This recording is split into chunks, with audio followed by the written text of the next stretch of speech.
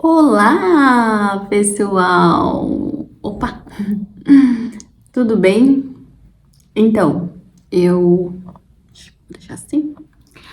Então, mais uma vez, eu prometi voltar aqui com um assunto e não voltei com esse assunto, porque hoje eu trago uma mensagem diferente daquela que eu planejei. Mas Deus, ele é especialista em confundir os nossos sonhos, os nossos planos, né? Tem um livro muito famoso que fala sobre isso, inclusive, né? O Deus que destrói sonhos. O Senhor é especialista em deixar que a gente sonhe coisas para depois mostrar para nós os sonhos dele, os planos dele. Então o Senhor, ele deixa que a gente faça planos, sabe? Ele acha lindo, inclusive, ver nós fazendo os nossos planos para depois ele chegar e dizer: não é assim. E eu, no início do ano, movida por obediência obrigatória, eu fiz um plano de vídeos que eu gostaria de fazer ao longo do tempo, porque entendi do Senhor como uma missão, né, há mais de 2 anos atrás, que para mim era árdua, inclusive. Era uma missão muito difícil, era algo que eu fazia por obrigação. E muitas pessoas às vezes podem pensar assim: tá, mas se é por obrigação, então Deus não recebe. Mentira! O Senhor recebe sim, porque você cumprir com as tuas obrigações é um ato de amor, né? Às vezes você pode ter a obrigação de fazer, você não faz. Mesmo que você tenha a obrigação de agir corretamente, mesmo que você tenha obrigação de ser um exemplo, né? Você não é. Principalmente quando se fala de lideranças em igrejas, por exemplo, às vezes você tem a obrigação, a missão de ser um exemplo, porque o menor sempre vai copiar o maior, né? Então, se você está numa posição de maior autoridade, como líder, por exemplo, você tem a obrigação de ser um exemplo, porque as pessoas vão te copiar, né? E isso é bíblico. O apóstolo Paulo, ele dizia: sede meus imitadores, como eu sou de Cristo. Ele era tão ciente de que ele fazia a vontade do Pai, ele era tão certo, ele sabia que ele já tinha morrido para ele mesmo, ele fazia exatamente a vontade de Deus, ele obedecia ao Senhor, então ele podia, né? Ele podia falar com toda certeza do mundo: sede meus imitadores como eu sou de Cristo. Apesar de que depois ele passou muitas provas, muitas tentações, e no final ele já dizia que ele era, né, o pior dos pecadores. Então isso nos mostra que a nossa vida com Deus, ela sempre vai ter altos e baixos, ela é um ciclo. O apóstolo Paulo, quando foi cheio do Espírito Santo para pregar, ele estava tão convicto de quem ele era em Deus que ele dizia: me imitem porque eu imito a Cristo, né? E esse deveria ser o nosso papel enquanto líderes, tanto líderes da igreja, quanto se você é líder no seu trabalho, se você tem uma posição de chefia, de influência sobre outros, ou até mesmo dentro de casa, né? Porque dentro de casa é o mais difícil, é o papel mais difícil de cumprir. E esse papel de ser exemplo dentro de casa é muito mais difícil, porque as pessoas que convivem com você, elas conhecem teu histórico e muitas vezes elas não aceitam a tua mudança, elas não querem aceitar a mudança porque elas já estão acostumadas com o teu ser, com o teu jeito, né? Mas a vida com Cristo, ela traz mudanças ao longo do tempo, porque o Senhor nos chama, nos convida para ser filhos maduros, né, para ter maturidade. A palavra, ela fala também que enquanto você não atinge a sua maioridade espiritual, você não se difere de um escravo, né, porque você não obtém responsabilidades e bênçãos de Deus enquanto você pensar com uma mente escrava ou com uma mente de filho bastardo, né? Somente quando você consegue se ver como, deixa eu dizer aqui, como filho legítimo, aí sim você, né, alcança os direitos de filho legítimo, heranças do Senhor, responsabilidades que o Senhor quer colocar na sua mão, né? Então, no outro vídeo falei que eu ia trazer um vídeo aqui sobre propósito, né? Porque o último vídeo que eu fiz, eu falei sobre propósito. Então eu prometi de voltar aqui e trazer um vídeo sobre subpropósito, né? Que é o propósito da tua vida. Fiz o roteiro, inclusive, né? E agora aqui não mais com roteiro, apenas deixando fluir aquilo que o Senhor planejou falar, né, nesse vídeo, nesse retorno. Inclusive acabei, né, estou saindo de um deserto, muitas provações, mas muito feliz, né, porque eu entendo que a palavra diz que nós devemos ficar muito felizes quando passarmos por várias provações, várias tribulações, né, porque isso forja em nós ainda mais o caráter de Cristo. E esse é o nosso papel enquanto membros de uma igreja, enquanto líderes, pastores, enfim, seja qual for a nossa posição em uma casa de Deus, né, em uma igreja, é sermos parecidos com Jesus e refletirmos o caráter de Jesus, formar o caráter de Jesus em nós, né, que é o mais difícil, formar esse caráter de Cristo em nós e agir como Cristo agiria em várias situações.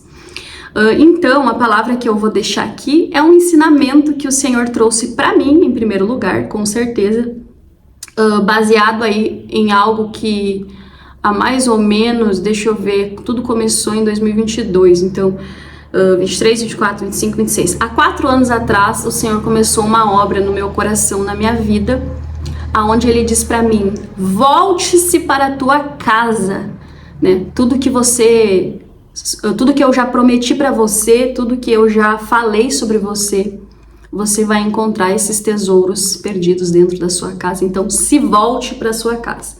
E como eu tinha muitas promessas de Deus, eu sempre pensava que primeiro eu tinha que agir dentro da igreja, ou primeiro eu tinha que evangelizar os perdidos. Mas o Senhor me fez fazer um caminho, né, para então estar autorizada, inclusive, a estar aqui na internet, porque é muito difícil, né, gente? Eu não sei se vocês sabem, mas a pessoa que vem para a internet, ela tá sujeita a todo tipo de julgamento.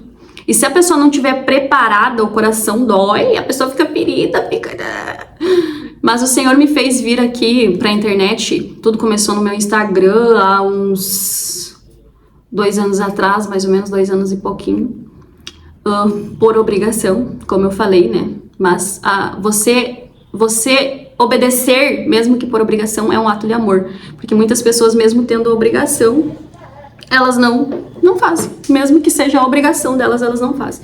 Então, você agir com obediência, mesmo que por obrigação, né, te coloca aí numa posição diante do Senhor como um filho de verdade, né, que obedece, que tem o coração ensinável como uma criança, né? Quando Jesus disse que nós devemos ter o coração como uma criança, ele estava falando sobre isso, sobre ser ensinável, independente da sua idade e independente do tempo também que você está numa igreja. Se é 10, 20, 30, 40, 50 anos, não importa, você precisa ter o coração como criança. E uma criança tem o coração ensinável, ela consegue ver, né, que uma criança tem algo para ensinar, um adolescente tem algo para ensinar, um jovem tem algo para ensinar, um ancião, um adulto. Todo mundo tem algo a aprender um com o outro. Né? Então não é um coração orgulhoso que acha que já sabe de tudo, né? Mas é alguém que está disposto a aprender com os menores e com os maiores, enfim, né? Quando eu falo de maior, eu não falo de posição de cargo, mas sim de autoridade e influência, lugares de influência que o Senhor nos coloca, né, sobre outros. Então estar aqui é difícil? Né? Mas quando a gente morre para nós mesmos, nós não importamos mais com as pedradas ou com aquilo que as pessoas acham. Por isso o Senhor nos convida sempre a morrer para nós mesmos, porque morto não sente dor, apesar de levar pedrada, ele não sente. Então a palavra, né, ela fala, essa palavra que eu trouxe hoje, que eu estou trazendo hoje, ela fala sobre isso, sobre algo que o Senhor iniciou lá atrás, há em torno de 4 anos, me mandando voltar para dentro da minha casa. Eu sou casada, tenho 2 filhos, que na época os 2 eram adolescentes. Hoje eu tenho uma filha mulher que saiu da adolescência, né, e está se tornando uma jovem, com 19 anos, e tenho um filho que ainda é adolescente, que tem 16 anos. E o meu marido, né? E o Senhor, na época, me mandou voltar para dentro da minha casa, né? Prestar atenção, orar e cumprir princípios dentro da minha casa. E eu fiz isso há 4 anos. E hoje o Senhor me traz lições poderosas sobre isso. E para contextualizar o assunto, Mateus capítulo 5, versículo 23, diz assim, aqui com a minha Bíblia, gente, Bíblia física.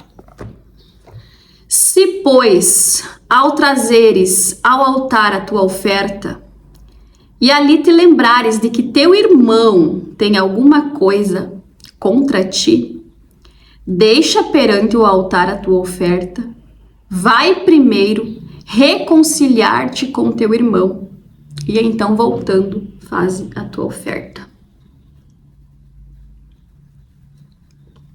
Ou seja, eu quero ser bem breve sobre isso, porque dá um vídeo muito longo e eu não quero me demorar aqui. Mas, contextualizando, quando nós temos ofensas no nosso coração, não adianta nós ofertar. E quando eu falo de oferta, eu não falo somente de dinheiro. Dinheiro é um sacrifício, dependendo do apego que você tem com ele, né? Dependendo se você é servo do dinheiro ou se o dinheiro é teu servo, ele tem um significado diferente na sua vida. Mas quando o Senhor fala nesse contexto aqui sobre palavra, sobre oferta, não é só sobre dinheiro. Ele está falando também sobre ofertas que nós oferecemos como sacrifícios vivos. A palavra diz que nós somos sacrifício vivo. O Senhor, Ele nos chama, né? Nós somos uma oferta. Quando nós nos dispomos a obedecer o Senhor em todas as áreas, nós nos tornamos essa oferta. Então Jesus está falando aqui, quando você trazer ao altar a tua oferta, lembre-se, se o teu irmão tem alguma coisa contra ti, ou se você tem alguma coisa contra o teu irmão, primeiro se reconcilia com ele e depois você volta e faz a tua oferta. E o que mais tem hoje em dia, né, é pessoas com o coração ofendido, seja ofendido porque alguém ofendeu, ou a pessoa só se sentiu ofendida porque o outro não queria ofender, ou por pessoas que ofendem os outros e não tem essa noção, né, do quanto a ofensa diante de Jesus, ela é perigosa. Tão perigosa que o contexto, o título onde está encaixada, né, o contexto onde está encaixado esse versículo, é quando Jesus completa o que foi dito aos antigos, e daí está escrito assim, do homicídio, né? Então está falando de algo muito perigoso, que inclusive pode matar as pessoas, independente da fase que elas estão, né? Se elas estiverem numa fase onde elas são crianças espirituais, ou bebês, ou fetos, elas podem até morrer, né? Porque ofensa é uma arma muito poderosa e perigosa na mão do inimigo. Então, Jesus está falando aqui no contexto, eu aconselho você a ler o Sermão do Monte, mas especificamente o contexto desse versículo está em Mateus 5, a partir do versículo 21 até o versículo 26. É bem pequenininho, uma missão para você se você quiser entender completamente essa palavra. Mas ela fala sobre a nossa necessidade de reconhecer as nossas ofensas, quem nós ofendemos, por quem fomos ofendidos, e nos reconciliar com Deus, para depois então oferecer o nosso sacrifício, né? E o nosso sacrifício, ele não está falando apenas de dinheiro ou moedas, está falando da nossa vida. Quando nós nos ofertar ao Senhor como um sacrifício, primeiro nós temos que fazer esse caminho de nos consertar com pessoas que nós ofendemos ou pessoas que nos ofenderam. Porque às vezes você pode não ter ofendido alguém, né? Mas pode ser que você tenha sido ofendido e guardou mágoas no seu coração. E de igual forma você precisa pedir perdão por ter guardado mágoas. E foi isso que eu fiz recentemente. Até porque a gente sempre procura vigiar no máximo que a gente consegue, né? Mas às vezes, infelizmente, por sermos seres humanos, a gente ofende. Só que no caso, teve casos que eu não achava, eu procurava encontrar onde eu tinha ofendido e não achava. Até que o Senhor me mostrou, filho, o teu pecado é guardar mágoas. Você se ofendeu e você guardou por muito tempo essa ofensa, então você precisa remover isso. E o Senhor me trouxe esse ensino no início do ano, nos primeiros dias do ano ali, através, inclusive, né, como eu disse, voltando-se para minha casa. No comportamento da minha filha, né, onde nós tivemos um desentendimento, um pequeno desentendimento ali no mês de janeiro, onde ela se sentiu ofendida comigo por coisas que eu falei. E eu me senti ofendida por ela, por coisas que ela falou, pela maneira que ela me tratou ali na conversa, né? Até que o Senhor me disse para remover a ofensa, porque daí eu ia conseguir entender o que estava acontecendo. Então, removendo a ofensa, eu entendi que ela não queria me ofender e ela entendeu que eu não queria ofender. Apenas que eu não via ela mais com olhos, né, de uma adolescente. Então, eu, como mãe, não via mais ela como uma adolescente, mas via ela já como uma jovem, como uma mulher que precisava assumir responsabilidades maiores, responsabilidades para mais de 18. Então, o meu tratamento com ela mudou, né? E não era mais o mesmo. Então, ela sentia falta. E aí, a gente conseguiu se entender, né? Filha, eu só estou tratando diferente porque eu não vejo mais uma criança nem uma adolescente. Eu vejo uma adulta. Então, uma adulta precisa tomar responsabilidades maiores. E assim o Senhor é conosco, né? Quando Ele nos chama, Ele nos trata conforme aquilo que Ele vê. Porque o Senhor não vê como o homem vê. O Senhor, Ele olha para o coração, né? E se você tem uma caminhada com Deus, você já ouviu essa palavra muitas vezes. O Senhor não vê como o homem vê. O homem vê sempre a aparência, o que está diante dos olhos. Mas eu costumo dizer que a internet, ou o que você faz na igreja, no altar, enfim, é só uma janelinha do que é a sua vida, né? Mas as árvores, elas são conhecidas pelos frutos. Não pode a árvore boa produzir um mau fruto. Mas só quem sabe, né, o que tem nessa árvore é Deus, porque Ele não olha para a aparência, para o que aparece, Ele olha para o coração. Então, as redes sociais ou o que você faz publicamente é só uma janelinha da sua casa.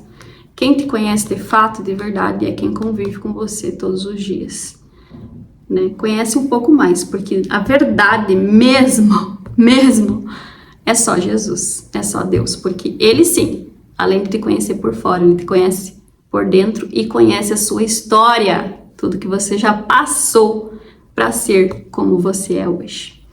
Então, essas são as palavras que eu trago para você nesse dia e eu espero de todo o meu coração que assim como ela foi semente no meu coração, né, cresceu para baixo, fez raízes, subiu para cima e hoje aparece como um fruto de palavra que eu espero que esse fruto possa alimentar a sua vida e te trazer também colheita no tempo certo. Em nome de Jesus, Deus abençoe sua vida. Beijo de irmã.